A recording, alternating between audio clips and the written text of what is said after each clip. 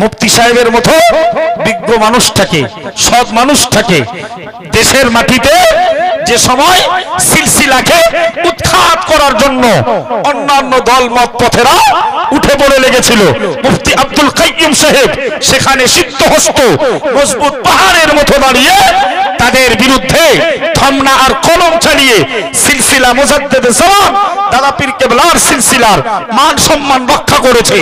সেই মানুষটারে কখনো কেউ বলছে কাফের, কেউ বলছে ইবলিস, কেউ বলছে মার্ডার কেসের আসামি ইত্যাদি ইত্যাদি। নাউজুবিল্লাহ বলবেন না?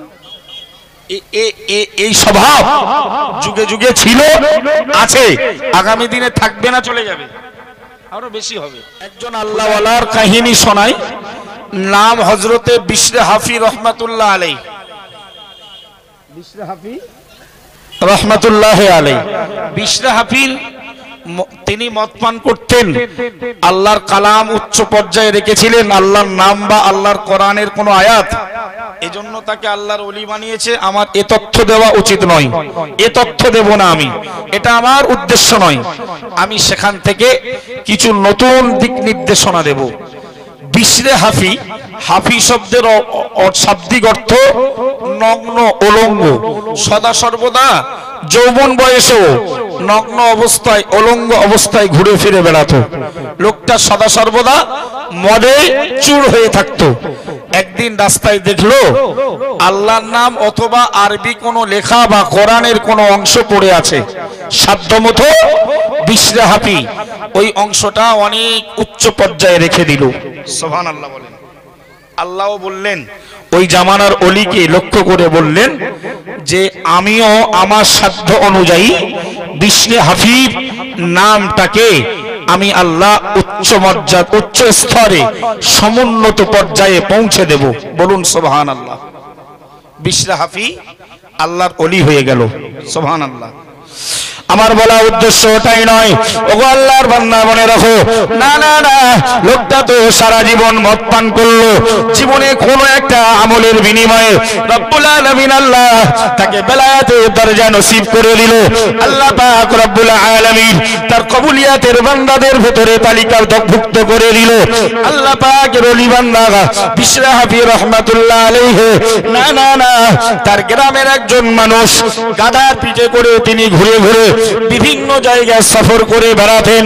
না না না, একদিন ওই লোকটা বিশরে হাফি রহমাতুল্লাহ আলাইহির গ্রামের ওই মানুষটা গাধার পিঠে চড়ে তিনি সফরের জন্য বার হয়ে গেল। প্রতিমধ্যেই রাস্তার মাঝখানে লক্ষ্য করে দেখা গেল, না না না, ওই লোকটা মুসাফির লোকটার গাধাটা রাস্তার মাঝখানে পায়খানা করে ফেললো, বিষ্ঠা করে ফেললো। না না না, ওই সময়ে বিশরে হাফি রহমাতুল্লাহ আলাইহির গ্রামের ওই মুসাফির মানুষটা জনগণকে লক্ষ্য করে বলল, ওগো জনগণ মনে রাখো, না না না, আল্লাহ পাকের ওলি বান্দা, আল্লাহর মাহবুব পিয়ারা বান্দা বিশরে হাফি রহমাতুল্লাহ আলাইহি ইন্তেকাল করেছেন। রাস্তার মাঝখানে ওর গাদা বিষ্ঠা করেছে, পায়খানা করেছে, আর উনি জনগণকে লক্ষ্য করে বলছে বিশরে হাফি মারা গেছে। তো জনগণ বলছে বিশরে হাফি মারা গেছে, তার প্রমাণ কি? আল্লাহর ওলি বিশরে হাফি রাহমাতুল্লাহ আলাইহির গ্রামের ওই বাসিন্দা মুসাফির মানুষটা জনগণ মানুষকে লক্ষ্য করে বলল, ও আল্লাহর বান্দা বান্দি মনে রাখো, বিশরে হাফি রাহমাতুল্লাহ আলাইহি আল্লাহর পৃথিবীর মাটিতে তিনি খালি পায়ে, না না না, খালি পায়ে ঘুরে ঘুরে বেড়ায়। ও আল্লাহর বান্দা, বিশরে হাফি আল্লাহর ওলি হওয়ার পর থেকে তিনি তো জনম জনম ধরে কোনদিন পায়ে জুতা দেননি, জুতা পায়ে দিয়ে আল্লাহর পৃথিবীতে ঘুরে বেড়াইনি। না না না, সেজন্য আমার এই গাধাটা, আমি দীর্ঘদিন ধরে এই গাধার পিঠে চড়ে বেড়াই। আমার এই গাধাটা যতদিন বিশরে হাফি দুনিয়াতে বেঁচে ছিল, গাধা যখন পেশাব পায়খানা করার প্রয়োজন হতো, আমি লক্ষ্য করে দেখেছি আমার গাধাটা রাস্তার এক কিনারায় গিয়ে পেশাব পায়খানা হাজার তিনি পূরণ করে ফেলতো। ও আল্লাহর বান্দা, আমি আজকের যখন সফরের জন্য তার পিঠের উপরে উপরে চড়ে বার হয়ে পড়লাম। রাস্তার মাঝখানে দেখলাম গাধাটা পায়খানা করেছে। আমার আত্মবিশ্বাস, আল্লাহ পাকের ওলি বান্দা বিশরে হাফি রহমাতুল্লাহ আলাইহি তিনি আর দুনিয়ার মাটিতে নেই। খোঁজ নিয়ে দেখা গেল সত্যি সত্যি বিশরে হাফি আল্লাহর ওলি তিনি দুনিয়া থেকে বিদায় নিয়েছে। বলুন ইন্না লিল্লাহি ওয়া ইন্না ইলাইহি রাজিউন। গ্রামের ওই লোকটা বলছে, যতদিন বিশরে হাফি বেঁচে ছিল আমার গাধাটা সে রাস্তার কিনারায় পেশাব পায়খানা লাগলে রাস্তার ধারে গিয়ে পেশাব পায়খানা করত। কারণ তার মনে প্রাণে হয়তোবা আল্লাহ জানিয়ে দিয়েছিল যে বিশরে হাফির মতো ওলি মানুষ এই মাটিতে খালি পায়ে বেড়ায়, খবরদার তুই জানো পেশাব পায়খানা রাস্তার মাঝখানে করবি না। হতেও পারে বিশরে হাফি আল্লাহর ওলির পাটা নাপাক হয়ে যাবে। তো আজকের যখন আমার এই গাধাটা রাস্তার মাঝখানে পায়খানা করেছে, আমার আত্মবিশ্বাস বিশরে হাফি হুজুর দুনিয়াতে আর নেই। তো সত্যি গিয়ে খবর নিতে গিয়ে দেখা গেল যে বিশরে হাফি হুজুর তিনি ইন্তেকাল করেছেন, তার দাফন কাফনের ব্যবস্থা হচ্ছে। আল্লাহ পাকের ওলি বান্দা, আল্লাহর মাহবুব পিয়ারা বান্দা বিশরে হাফি রাহমাতুল্লাহ আলাইহিকে একজন মানুষ ডাক দিয়ে জিজ্ঞাসা করেছিল, ওগো আল্লাহর ওলি বিশরে হাফি বিশরে হাফি, না না না, ওগো পীর ও মুর্শিদ কেবলা বিশরে হাফি হুজুর, আপনি আল্লাহর এই পৃথিবীতে খালি পায়ে কেন চলাফেরা করেন? আল্লাহ পাকের ওলি বান্দা, আল্লাহর মাহবুব পিয়ারা বান্দা বিশরে হাফি রাহমাতুল্লাহ আলাইহি জবাব দিয়ে ওই লোকটাকে বলেছিল, ও আল্লাহর বান্দা মনে রাখো, আমি বিশরে হাফি যেদিন আল্লাহ সেই দরবারে দাঁড়িয়ে না না না খালিস নিয়েতে আমি জীবনে আর অন্যায় অবিচারমূলক কর্মকাণ্ড করব না, আল্লাহর অসন্তুষ্টিজনক কাজ আর আমি কোনোদিন করব না, এই নিয়েতে যেদিন আমি তাওবাতুন নাসুহা পাঠ করেছিলাম সেদিন তো আমার পায়ে কোনো জুতো ছিল না। জোরে সোরে বলুন সুবহানাল্লাহ। আমি যেদিন আল্লাহর দরবারে খালিস নিয়েতে তওবা করেছিলাম সেদিন আমার পায়ে কোনো জুতো ছিল না। তো আমার নিয়তই ছিল যে যতদিন দুনিয়াতে বাঁচবো আর কোনোদিন জুতো পায়ে দিয়ে হাঁটবো না। আরো একটা যুক্তি তিনি শুনিয়ে দিল, ওগো আল্লাহর বান্দা সেই দিন থেকে আমার আরো নিয়ত হয়ে গেল, না না না আর আল্লাহর এই পৃথিবীর মাটিতে আমি কখনো জুতো পায়ে দিয়ে হাঁটবো না। কোরআন শরীফের ভেতরে মহান আল্লাহ জানিয়েছেন, ওয়াজআলনাল আরদা ফিরাসা, ওই লোকটাকে জবাব দিয়ে জগৎ বিখ্যাত আল্লাহর ওলি, জগৎ বিখ্যাত আল্লাহর মাহবুব, আল্লাহর পেয়ারা বান্দা হযরত বিশরে হাফি রাহমাতুল্লাহ আলাইহি ওই লোকটাকে তিনি আবারও শুনিয়ে দিল। কোরআন শরীফে মহান আল্লাহ জানিয়েছে, ওয়াজআলনাল আরদা ফিরাসা, ও বান্দা বান্দির দল, আমি রব্বুল আলামিন আল্লাহ পৃথিবীকে বিছানা বানিয়েছি। ওই লোকটাকে জবাব দিয়ে বিশরে হাফি রাহমাতুল্লাহ আলাইহি বলল, ওগো আল্লাহর বান্দা বলো বলো, আল্লাহ নিজ হাতে যে পৃথিবীটাকে বিছানা বানিয়েছে ওই বিছানার উপরে কি আমি বিশরে হাফির জন্য জুতো পায়ে দিয়ে চলাফেরা করা উচিত? বলুন সুবহানাল্লাহ। কোরআন শরীফে 30 পারার সূরা নাবার ভেতরে আল্লাহ বলেছেন, ওয়াজআলনাল আরদা ফিরাসা, আল্লাহ পৃথিবীটাকে বানিয়েছেন কি বলেন? বিছানা। তো আল্লাহ যখন বিছানা বানিয়েছেন সেখানে তো আমার কখনোই উচিত নয় জুতো পায়ে দিয়ে হাঁটা। তো আল্লাহ লোকটা ছিল মদখোর, এমন পর্যায়ের কবুল করেছেন আল্লাহ, তার তাম জীবনটা তাওবা করার পর থেকে আল্লাহর গোলামতি আর দাসত্বের জন্য বিলীন করে দিলেন। বলুন সুবহানাল্লাহ। প্যারা হাজিরিনে মজলিস, মাহমুদ গজনবী, সুলতান মাহমুদ গজনবী রহমাতুল্লাহ আলাইহি, নাম শুনেছেন আপনারা? সুলতান মাহমুদ গজনবী রহমাতুল্লাহ আলাইহি তিনি মস্ত বড় আল্লাহর ওলি বান্দা ছিলেন। তার দরবারে তিনি একদিকে সুলতান বাদশা ছিলেন, আবার আল্লাহর বেলায়াতের দরজা অবলম্বন করেছিলেন। সুলতান মাহমুদ গজনবীর চতুর্পাশে তার বাদশাহিত্য পিরিয়ডে হাজার হাজার সেনাবাহিনী সব সময় তাকে পাহারা দিত, তাকে তার কাছে ওঠা বসা করত। কিন্তু এই রাজা বাদশা সুলতানে মাহমুদ গজনবীর দরবারে হাজার হাজার সৈন্য মুসাহিব উজির নাজিরে পরিপূর্ণ থাকতো, কিন্তু কাউকে তিনি মর্যাদা দিতেন না, কাউকে সম্মান দিতেন না। যতটা সম্মান তিনি দিতেন ফুজাইল বিন ইয়াজকে। সুবহানাল্লাহ। লোক ফুজাইল বিন ইয়াজ দেখতে শুনতেও ভালো নয়, লোকটা খুব গ্রহণযোগ্যতাও ছিল না, একটু গরিব অসহায় টাইপের মানুষ। বাদশার দরবারে গোলামতি চাকরগিরির কাজ করতেন।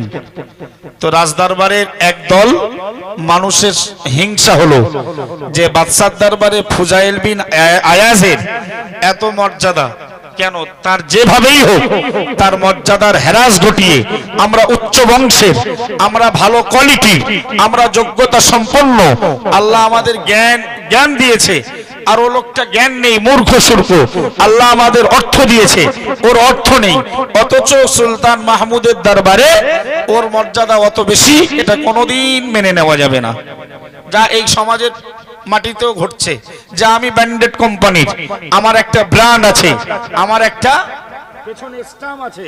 মুফতি আব্দুল কাইয়ুম সাহেবের পেছনে কোনো স্ট্যাম্প নেই, আছে কে? নিমাই চাঁদ। কে আছে? নিমাই চাঁদ। কিন্তু আল্লাহ যারে গ্রহণ করে, বান্দার হাজারো শত্রুতা পৃথিবীতে রুখতে পারে না। প্রিয় হাজিরিন মাজলিস, আমার বক্তব্য ফুজাইল বিন ইয়াজের ব্যাপারে বাদশার দরবারে একদল মানুষজন শিকায়ত করলেন, বাদশা আপনি মর্যাদা দেবেন, কাছে কাছে রাখবেন, আপনি আপনার সমস্ত কাজকর্মগুলোর জন্য নির্দেশ দেবেন, আমাদের মতো জ্ঞানী মহাপণ্ডিত মানুষগুলোকে আপনি ফুজাইলকে অত মূল্য দেন কেন? তো একবার বাদশা রাজদরবারে একটা তিতো ফল ভেঙে কয়েক টুকরে বিভক্ত করলেন, কয়েক ভাগে বিভক্ত করে সবাই রাতে ওনার যারাই রাজদরবারে থাকতো সকলের হাতে ওই তিতো খাবার তুলে দিল। সবাই মুখে দিয়ে দেখছে প্রচন্ড তেতো। তেতো ফল তো আর খাওয়া সম্ভবপর নয়। তেতো খাবার হিসাবে রাজদরবারের সবাই ফল ছুঁড়ে বাদশার সামনে ফেলে দিয়েছে। কিন্তু অন্যদিকে লক্ষ্য করে দেখা গেল ফুজাইল বিন আয়াজ রাহমাতুল্লাহি আলাইহি তিনি বাদশা দিহিত তেতো ফলটা খুব সানন্দে ভোগ করছে।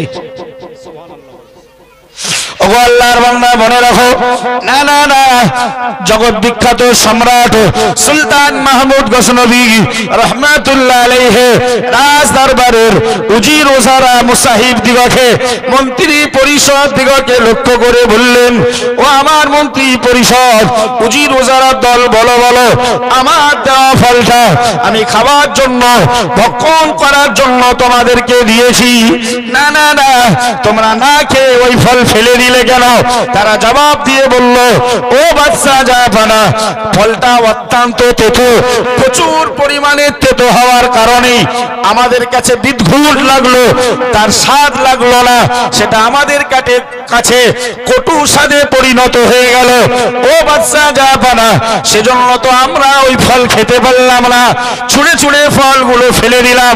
পক্ষান্তরে পাশাপাশি জগৎ বিখ্যাত সম্রাট সুলতান মাহমুদ গজনবী রাহমাতুল্লাহ আলাইহি ফুজাইল বিন আয়াজকে লক্ষ্য করে বলল, ও বাবা ফুজাইল বিন আয়াজ, না না না, আমার দেওয়া ফল যখন সবার তেতো লেগেছে ফেলে দিল, কিন্তু আমি তো তোমার দিকে লক্ষ্য করে দেখলাম ওই তেতো ফল তুমি মহা সানন্দে খাচ্ছ। ও আল্লাহর বান্দা বলো, তোমার ওই তেতো ফল ভক্ষণ করার কারণ কি?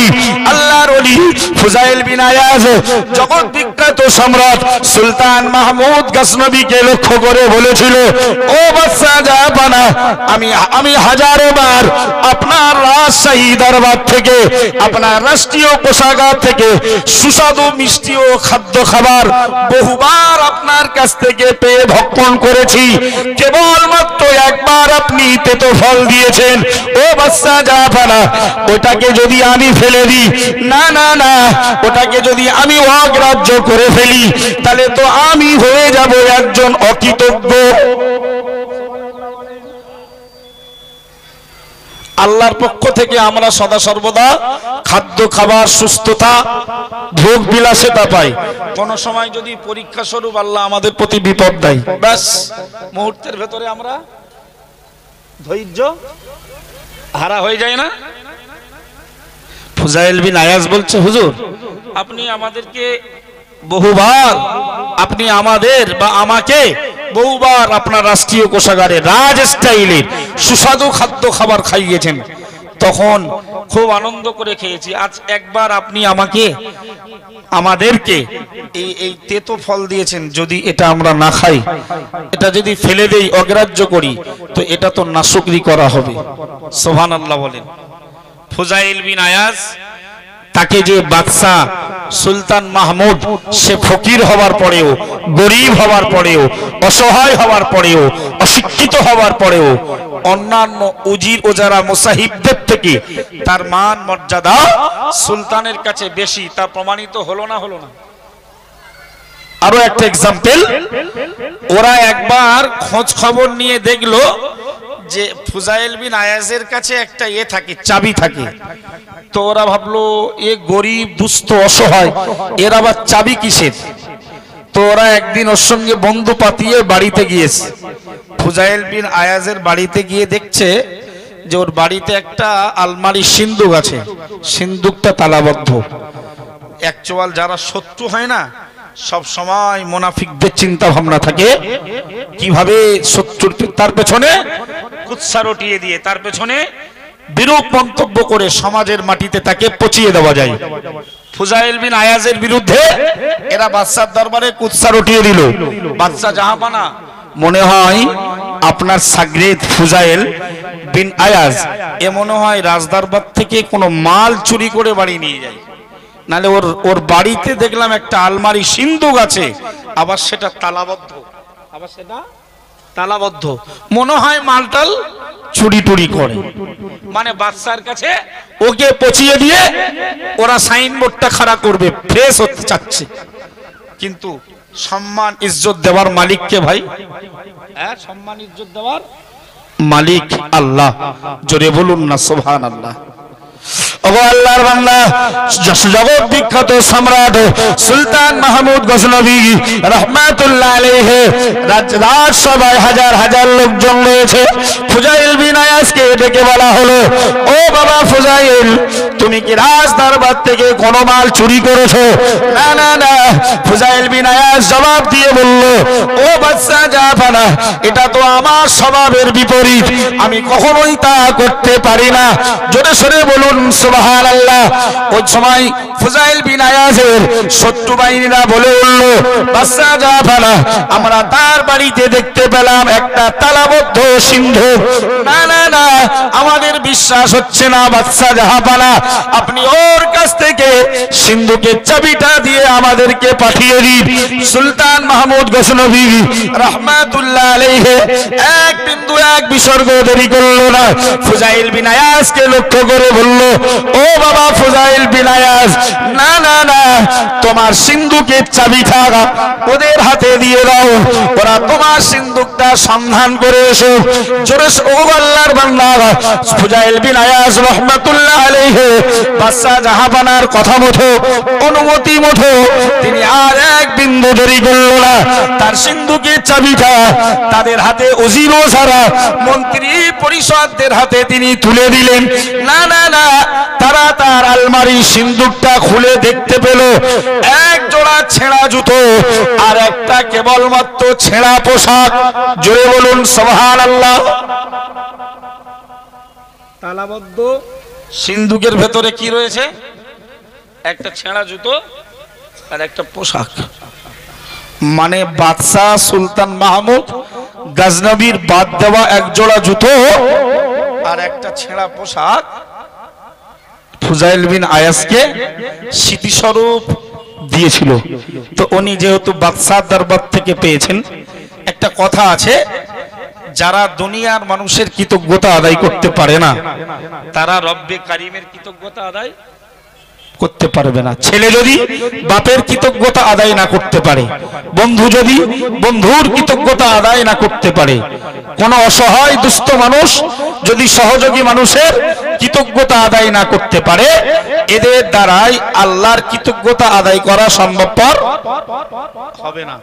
ফুজাইল বিন আয়াজ বাদশার দেওয়া ছেঁড়া জুতো, সিন্দুকের ভেতরে ছেঁড়া জামা আলমারির ভেতরে তালা দিয়ে রেখেছেন, কারণ এটা আমার বাদশার পরিহিত, আমার কাছে অনেক মর্যাদা সম্পন্ন। জোরে বলুন সুবহানাল্লাহ।